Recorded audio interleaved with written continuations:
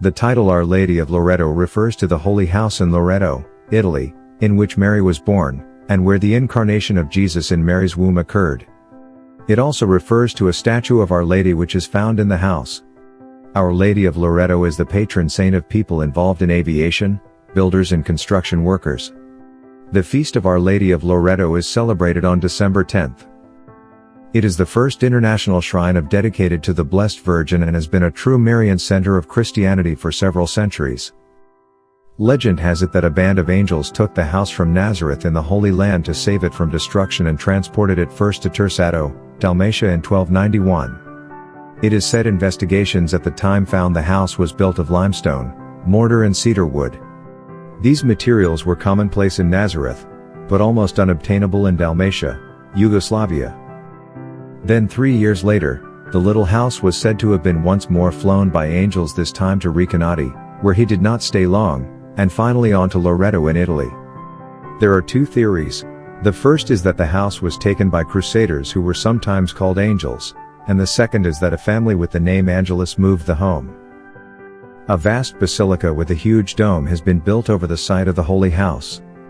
The popes have always held the shrine of Loreto in special esteem, taking it directly under their authority because of the divine mysteries which took place there. Written at the door of the basilica are the words, "The whole world has no place more sacred. For here was the Word made flesh, and here was born the Virgin Mother." On entering the basilica, underneath the central dome, behind the high altar, is a rectangular edifice of white marble, richly adorned with statues. However, the white marble forms only a protective coat of Our Lady's hour.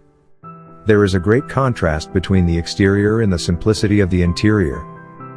Inside are the plain, rough walls of an ancient cottage, 10 meters by 5 meters and about 5 meters high.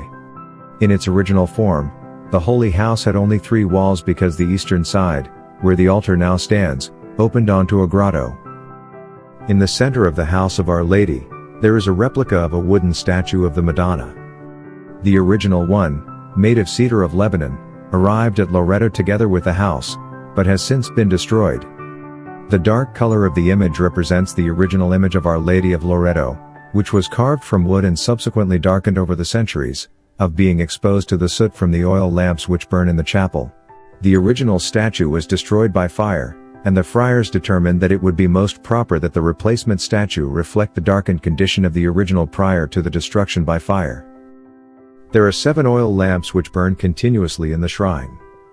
Each day the lamps are filled with a special oil which will burn through the time the chapel is open to pilgrims, who come in their thousands. Prior to filling the lamps each day, what oil remains in the lamps is poured into small bottles.